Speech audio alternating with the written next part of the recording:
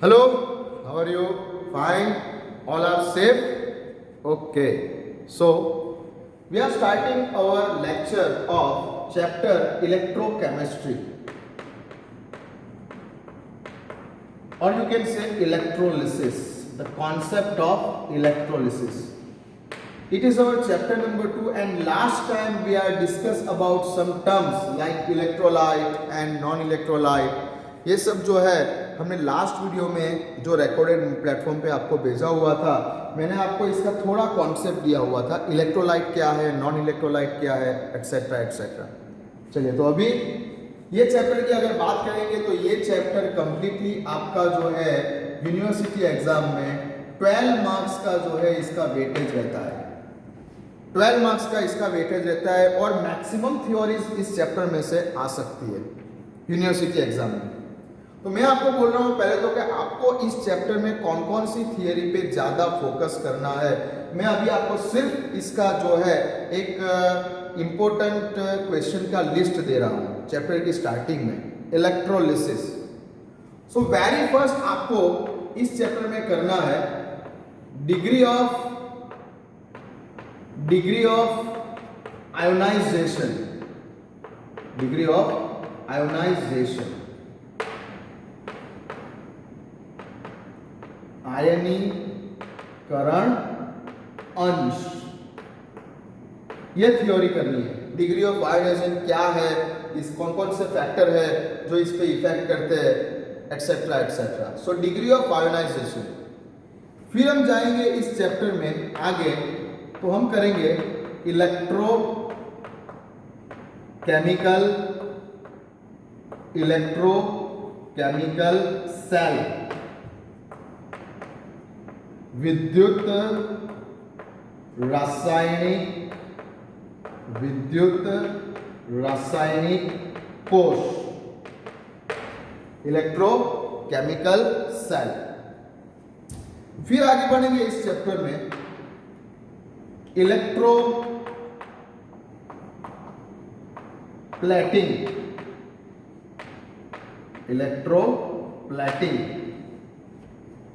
Okay, फिर इस chapter में हम आगे बढ़ेंगे और देखेंगे कि भाई पीएच क्या है, व्हाट इज पीएच, और इसमें हम जो है न्यूमेरिकल्स भी करेंगे। ये न्यूमेरिकल्स पोर्शन में हर साल यूनिवर्सिटी एग्जाम में ये पीएच टॉपिक में से एक न्यूमेरिकल्स आपका एग्जाम पेपर में होता है। हर सेमेस्टर एग्जाम में एक न्यूमेरिकल्स इस टॉपिक में से होता ही होता है। दरेक वखते यूनिवर्सिटी एग्जाम में आ पीएच वाला टॉपिक मांथी एक दाखलो पूछाई ने एक दाखलो आवे अने एक ज स्टेपनो दाखलो, कई नहीं करवानो, खाली एक ज स्टेप में दाखलो पूरो थई जाए अने 3 થી 4 मार्क्स आपने मळी जाए। चलो, फिर आगे बढ़ेंगे, देखेंगे कि बफर सॉल्यूशन क्या है, बफर सॉल्यूशन क्या है, इसके टाइप्स देखेंगे बफर सॉल्यूशन के।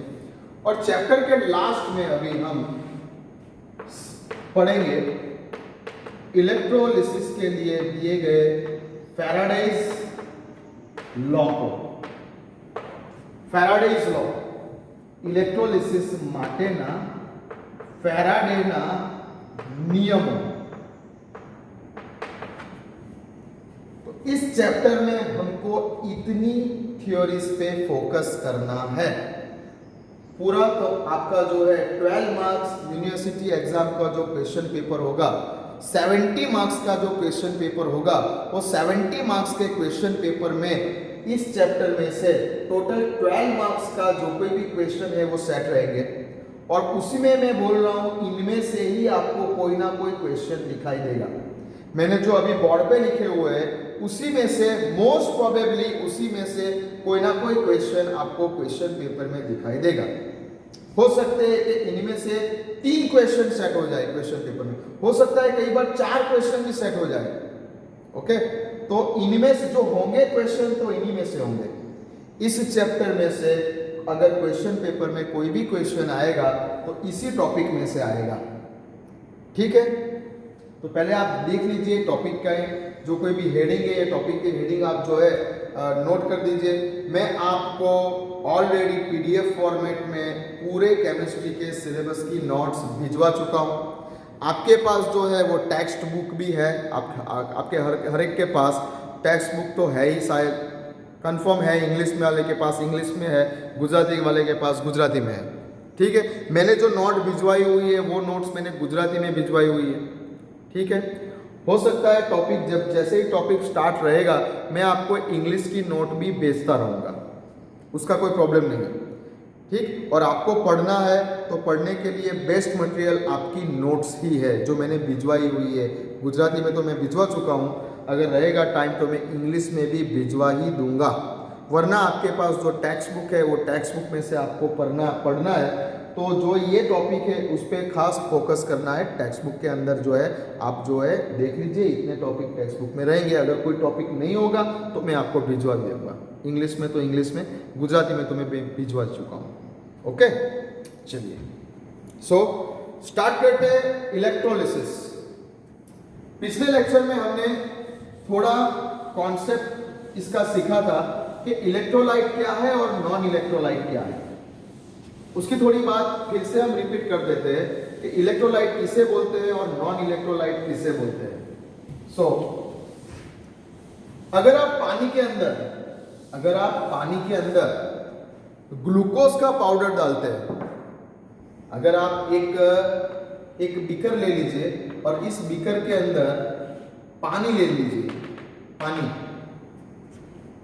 एक दूसरा बीकर ले लीजिए, एक दूसरा बीकर लेके उसके अंदर भी आप पानी डाल लीजिए, ये हमने पानी डाल दिया, दोनों बीकर के अंदर हमने पानी डाल दिया। ओके, ये वाटर है। अभी इसके एक बीकर के अंदर हम डाल रहे हैं ग्लूकोज पाउडर, एक बीकर के अंदर हम ग्लूकोज पाउडर डाल रहे हैं और दूसरे बीकर के अंदर हम सोडियम क्लोराइड डाल रहे हैं, NaCl, सोडियम क्लोराइड, सॉल्ट, मीठू जेने कहेवाय सॉल्ट, मीठू, અને ग्लूकोज C6H12O6 ग्लूकोज पाउडर। दोनों बीकर के अंदर पानी है, पानी के अंदर हमने एक बीकर में ऐड किया ग्लूकोज पाउडर, दूसरे बीकर में ऐड किया सॉल्ट, नमक, NaCl। क्या होगा, जैसे ही ग्लूकोज पाउडर पानी में जाएगा वो घुल जाएगा, ग्लूकोजનો પાવડર જેવો પાણીમાં જશે તેવો શું થશે, તે ઓગળી જશે। ઓકે, મીઠામાં શું થશે તો કે મીઠું પણ જેવું પાણીમાં જશે, તમે એને ઓગાળશો એટલે મીઠું પણ શું થશે, ઓગળી જશે। ये दोनों पानी के अंदर जाके क्या हो जाएंगे, घुल जाएंगे। ग्लूकोज पाउडर भी घुल जाएगा और जो सॉल्ट है अपना वो भी घुल जाएगा। लेकिन जब ग्लूकोज पाउडर पानी के अंदर घुलेगा, पानी के अंदर कोई भी आयंस जनरेट नहीं होंगे, यहां पे कोई आयंस जनरेट नहीं होंगे। लेकिन जब नमक को हम पानी में डालते हैं तो वो घुलने के साथ साथ Na+ और Cl- ऐसे दो आयंस क्रिएट करता है। तो यहाँ पे आयंस क्रिएट होते हैं, यहाँ पे आयंस जो है वो क्रिएट होते हैं। जब भी नमक को पानी में डालोगे तो क्या होगा, आयंस क्रिएट होंगे। और ग्लूकोज पाउडर या सुक्रोज पाउडर को अगर आप पानी में डालते हो तो कोई भी आयंस क्रिएट नहीं होते।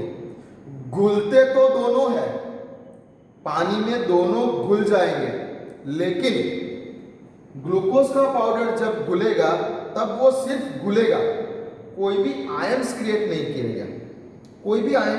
करेगा। लेकिन जब नमक को पानी में डालोगे तो नमक पानी में डालने से घुलने के साथ साथ वो आयंस भी क्रिएट करता है। पानी के अंदर घुल तो जाता है लेकिन घुलने के साथ साथ इट क्रिएटिंग आयंस क्रिएट करता है। तो जो भी ऐसा सब्सटेंस है, जो भी ऐसा कोई कंपाउंड है, जो भी ऐसा कोई सब्सटेंस है जो पानी में डालने से आयंस क्रिएट करता है, उसको हम बोलते हैं इलेक्ट्रोलाइट। ऐसा कोई भी पदार्थ जिसे पानी में डालने से आयंस क्रिएट होते हैं उसे बोलते हैं इलेक्ट्रोलाइट। और ऐसा कोई कंपाउंड कि जिसे पानी में डालने से आयंस क्रिएट नहीं होते हैं उसे बोलते हैं नॉन इलेक्ट्रोलाइट। Non electrolyte. ऐसा कोई भी कंपाउंड जिसे आप पानी में डालो तो वो आयन क्रिएट करे उसे बोलते हैं इलेक्ट्रोलाइट, और ऐसा कोई भी कंपाउंड के जिसे आप पानी में डालो तो आयन क्रिएट नहीं होए तो उसे बोलते हैं नॉन इलेक्ट्रोलाइट। तो here our salt is a electrolyte where this glucose powder is called non electrolyte. So clear concept, electrolyte किसे कहते हैं और नॉन इलेक्ट्रोलाइट किसे कहते हैं, ये मेरी समझ से ये कॉन्सेप्ट क्लियर हो चुका है। इलेक्ट्रोलाइट किसे बोलेंगे और नॉन इलेक्ट्रोलाइट किसे बोलेंगे, ठीक है। चलिए, तो ये कॉन्सेप्ट तो मैंने लास्ट लेक्चर में भी करवाया हुआ है। अभी हम आगे बढ़ते हैं, हम इलेक्ट्रोलाइट को लेके आगे बढ़ते हैं, इलेक्ट्रोलाइट को लेके चैप्टर में आगे बढ़ते हैं। अभी अपने को ये नॉन इलेक्ट्रोलाइट की कोई जरूरत नहीं है, अपने को ये इलेक्ट्रोलाइट की जरूरत है। चलिए, इलेक्ट्रोलाइट को लेके हम अभी आगे बढ़ते हैं। तो अभी हमसे पूछ सकता है कि इलेक्ट्रोलाइट क्या है, ये तो आपने बता दिया। इलेक्ट्रोलाइट क्या है ये तो आपने बता दिया। अभी आप ये बताइए कि इलेक्ट्रोलाइट कितने टाइप्स के होते हैं, how many types of electrolyte is there.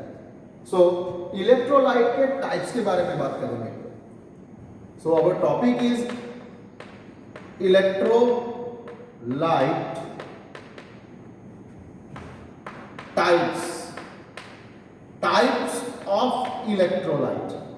अभी हम इसकी बात करने जा रहे हैं। तो मैं फिर से पूछ रहा हूं आपसे कि इलेक्ट्रोलाइट क्या है, इलेक्ट्रोलाइट क्या है, इलेक्ट्रोलाइट किसे बोलेंगे, इसको गुजराती में बोलेंगे, इलेक्ट्रोलाइट को गुजराती में बोलेंगे विद्युत विभाज्य। कहीशु आपणे गुजराती में विद्युत विभाज्य। कोने कहेवाय विद्युत विभाज्य? तो कि जे पदार्थने तमे पाणीमां ओगाळो અને પાણીમાં ઓગળવાની સાથે સાથે તે શું ઉત્પન્ન કરતો હશે? આયન્સ, ધન આયન, ઋણ આયન। જેવી રીતે મીઠું NaCl, મીઠાને પાણીમાં ઓગાળશો એટલે Na પ્લસ ધન આયન બનશે અને Cl માઇનસ ઋણ આયન બનશે। તો એવો કોઈ પણ પદાર્થ કે જેને પાણીમાં ઓગાળતા શું બને છે? આયનો બને છે। જે પદાર્થને પાણીમાં ઓગાળતા આયનો બને છે તેવા પદાર્થને विद्युत विभाज्य पदार्थ कहे छे इलेक्ट्रोलाइट। ऐसा कोई भी मटेरियल, ऐसा कोई भी कंपाउंड जिसको आप पानी में डालते हो तो पानी में डालने के साथ साथ उसमें से क्या क्रिएट होता है? Ions. The substance which produced ions in water that is called electrolyte. तो अभी हम बात कर रहे हैं इसकी टाइप के बारे में। इलेक्ट्रोलाइट कितने टाइप्स के होते हैं? इलेक्ट्रोलाइट दो टाइप्स के होते हैं। There are two types of electrolyte. दो तरीके के होते हैं इलेक्ट्रोलाइट्स। कौन कौन से दो टाइप्स? सो एक जिसे बोलते हैं हम strong electrolyte, strong electrolyte, strong electrolyte. और दूसरे को हम बोलते हैं weak electrolyte, weak electrolyte. There are two types of electrolyte, strong electrolyte and weak electrolyte. શું બોલીશું આપણે ગુજરાતીમાં? પ્રબળ વિદ્યુત વિભાજ્ય, પ્રબળ વિદ્યુત વિભાજ્ય અને નિર્બળ વિદ્યુત વિભાજ્ય, પ્રબળ વિદ્યુત વિભાજ્ય અને નિર્બળ વિદ્યુત વિભાજ્ય, પ્રબળ વિદ્યુત વિભાજ્ય અને નિર્બળ વિદ્યુત વિભાજ્ય। બે પ્રકારના ઇલેક્ટ્રોલાઇટ છે, પ્રબળ વિદ્યુત વિભાજ્ય અને નિર્બળ વિદ્યુત વિભાજ્ય। ચાલો, તો કોને કહીશું આપણે સ્ટ્રોંગ ઇલેક્ટ્રોલાઇટ અને કોને કહીશું આપણે weak electrolyte? So strong electrolyte means the electrolyte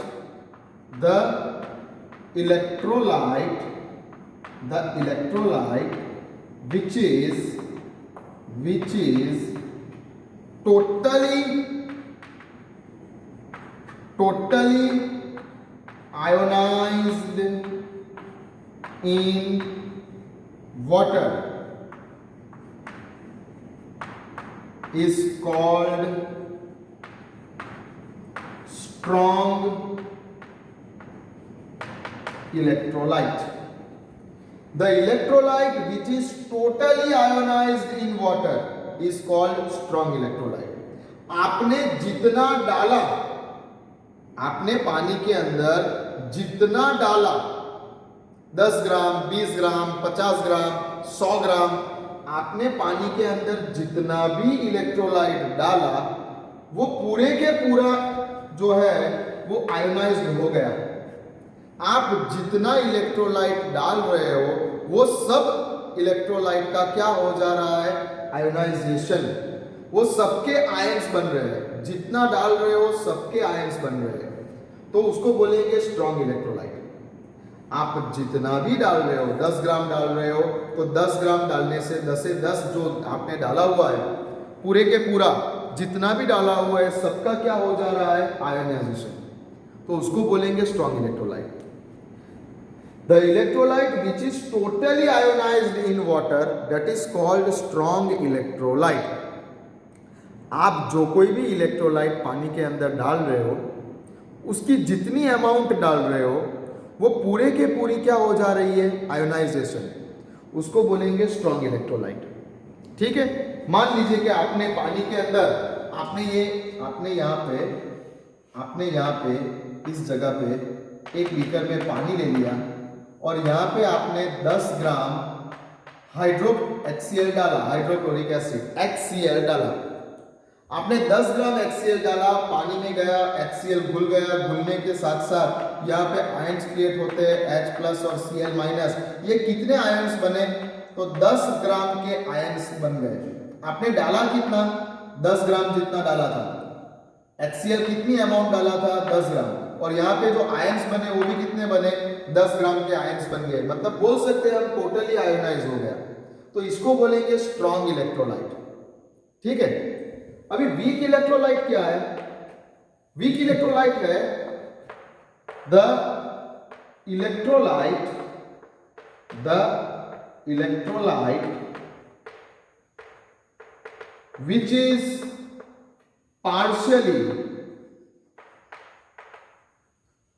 which is partially ionized in water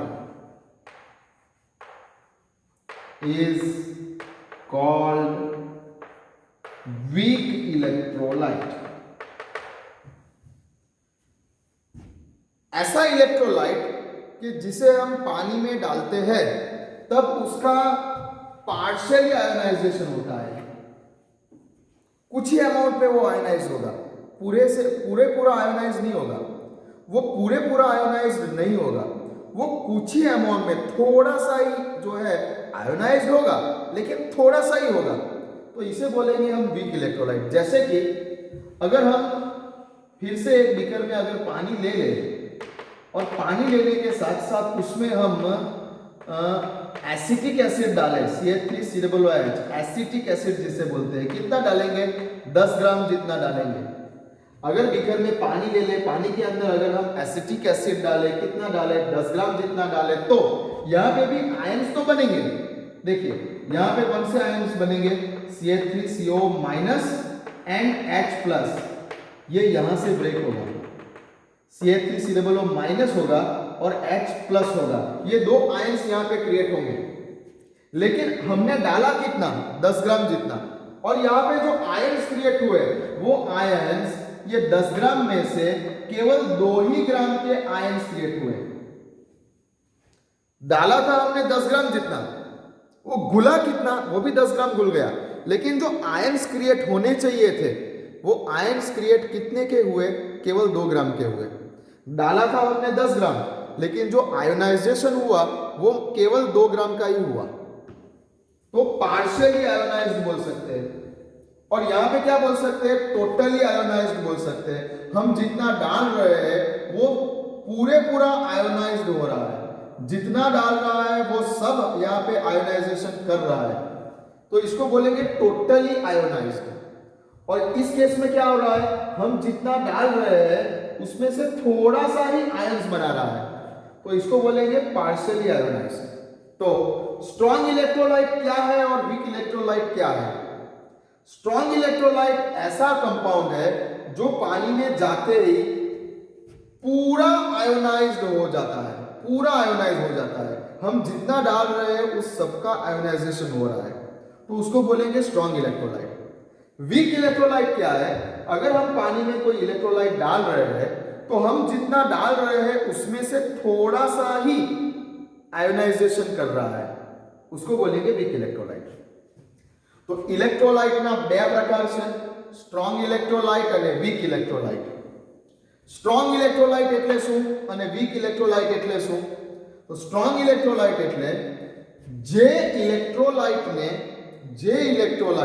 જે વિદ્યુત વિભાજ્યને ગુજરાતીમાં જે વિદ્યુત વિભાજ્યને પાણીમાં ઓગાળતા જેનું સંપૂર્ણપણે આયનીકરણ થાય છે, જે વિદ્યુત વિભાજ્યને પાણીમાં ઓગાળતા તેનું સંપૂર્ણપણે આયનીકરણ થાય છે તેને પ્રબળ વિદ્યુત વિભાજ્ય કહે છે।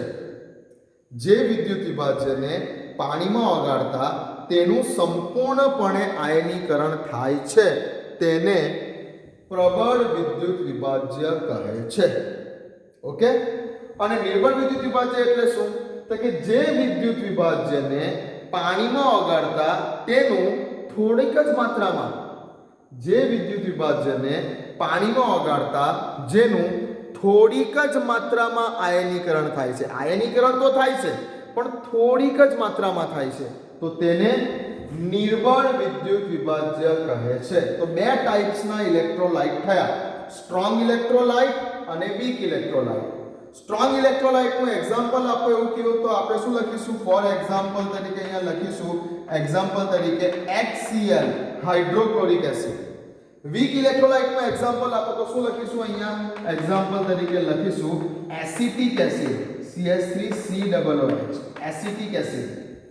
આ સ્ટ્રોંગ ઇલેક્ટ્રોલાઇટ છે, આ વીક ઇલેક્ટ્રોલાઇટ છે। કેમ આ સ્ટ્રોંગ છે? કેમ કે આને પાણીમાં નાખીશું તો આનું સંપૂર્ણપણે આયનીકરણ થશે, ટોટલી આયોનાઇઝ થશે। અને આ વીક કેમ છે? કે જ્યારે આને પાણીમાં નાખીશું તો એ થોડીક જ માત્રામાં આયનીકરણ થશે, પાર્શિયલી આયોનાઇઝ। ઓકે, હવે શું લખવાનું છે એ મટીરીયલ તમારી પાસે છે અને હું બોર્ડ પર તો લખું જ છું, તેમ છતાં તમારે બોર્ડ પર લખેલું લખવું હોય તો વિડીયોને પોઝ કરો, વિડીયોને પોઝ કરીને લખી લો, અથવા મેં તમને ગુજરાતીમાં તો મટીરીયલ મોકલાવી જ ચૂકેલું છું, એ દરેક એ મટીરીયલની અંદર ચેપ્ટર નંબર 2 માં તમે આ જોઈ શકશો। ઓકે, ચલો વિડીયોને પોઝ કરો, લખી લો।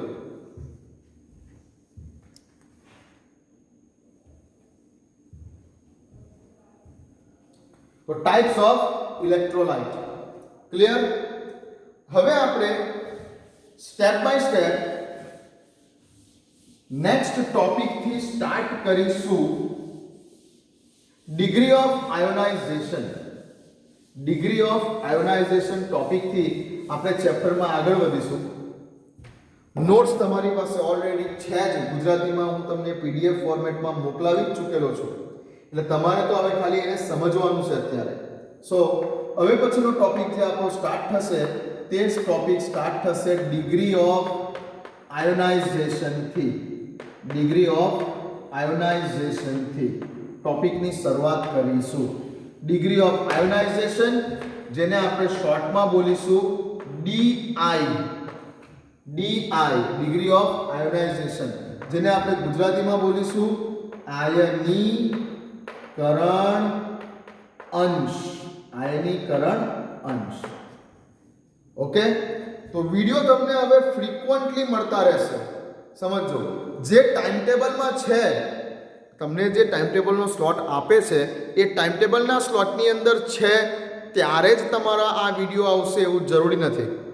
હું જેમ જેમ આ વિડીયોને કમ્પ્લીટ કરતો જઈશ, સિલેબસને કમ્પ્લીટ કરતો જઈશ, તેમ તેમ રેગ્યુલરલી તમારા વોટ્સએપ ગ્રુપની અંદર આ વિડીયોની લિંક જે છે રેકોર્ડેડ મોડમાં, જે વિડીયો હું કમ્પ્લીટ કરું છું એ રેકોર્ડેડ મોડમાં આ વિડીયોની લિંક તમારી સુધી પહોંચતી રહેશે। અને તમારે હવે આ વીકની અંદર આ દરેકે આ ચેપ્ટરના આપણે જેટલા પણ ટોપિક્સ છે એ બધા ટોપિક્સને કમ્પ્લીટ કરી દેવાના છે। ઠીક છે, આપણા સિલેબસમાં જે ચેપ્ટર્સ છે તેમાંનું સૌથી ઇમ્પોર્ટન્ટ, સૌથી વધારે વેટેજ ધરાવતું આ ચેપ્ટર છે, અને એટલે જ આ ચેપ્ટર્સ જે છે આ ચેપ્ટરને હું રેકોર્ડેડ મોડમાં કરું છું, કેમ કે હું ઓનલાઈન જોઉં છું। આપણે એક ચેપ્ટર બીજું પેરેલલી એક ચેપ્ટર જે છે અયાઝ સર જે છે તમને રોજ સાંજે જે ચેપ્ટર કરાવે છે ઇલેક્ટ્રોકેમિકલ એનર્જી સોર્સિસ, એમાં હું જોઉં છું મેક્સિમમ 20 થી 25 વિદ્યાર્થીઓ જ ઓનલાઈન હોય છે. ગૂગલ મીટ ઉપર જે આપણે ચલાવીએ છીએ તેમાં 20 થી 25 વિદ્યાર્થીઓને જ મેક્સિમમ હું ઓનલાઈન જોઈ શકું છું. એટલે બાકીના વિદ્યાર્થીઓ ઓનલાઈન નથી થતા કે કેમ તૈયારી નથી કરતા મને આઈડિયા નથી. બટ હું એટલે જ આ વિડીયોઝને રેકોર્ડિંગ મોડમાં એટલે જ બતાવું છું, કારણ કે જે વિદ્યાર્થીઓ કદાચ હજુ પણ સિન્સિયર નથી બન્યા અને ઓનલાઈન નથી થતા તે વિદ્યાર્થીઓ એટલીસ્ટ એક્ઝામ સમયની અંદર જો આ વિડીયો આપણા રેકોર્ડેડ મોડમાં હશે તો એને જોઈ શકશે ગમે ત્યારે.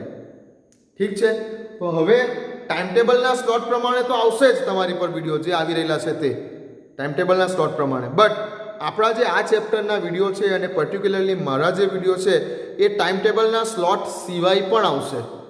એટલે તમારે જે છે હવે ધ્યાન રાખવાનું છે, મારો વિડીયો જ્યારે પણ આવે ત્યારે એ વિડીયો જોઈને ક્યાં તો નોટ્સ બનાવી દો, એક્ઝામના પોઈન્ટ ઓફ વ્યૂ ખાસ નોટ બનાવી દો, ક્યાં તો પછી જે મટીરિયલ તમને મોકલાવેલું છે એ મટીરિયલની સાથે સરખાવી દો. તમને જે મટીરિયલ મોકલાવેલું છે ને બધા કામ કરો, જો બની શકે તો ઇફ પોસિબલ તમે એ મટીરિયલની પ્રિન્ટઆઉટ લઈ લો અને પછી હવે તમે જ્યારે મારા વિડીયો જોવા માટે બેસો ત્યારે એ મટીરિયલની સાથે હું જે કરાવું છું તેને મેચ કરો, તેને સરખાવો, એટલે વધારે આઈડિયા આવશે. જો બુકમાં છે, તમારી પાસે બુક છે તો બુક લઈને બેસો. મારા વિડીયોને જોતી વખતે તમે બુક પણ સાથે લઈને બેસો એટલે આઈડિયા આવે કે એકચ્યુઅલી શું ચાલી રહ્યું છે. ઠીક છે, ચલો મળીશું નેક્સ્ટ વિડીયોમાં. આ ટોપિકથી આગળ વધીશું આપણે. મળીએ.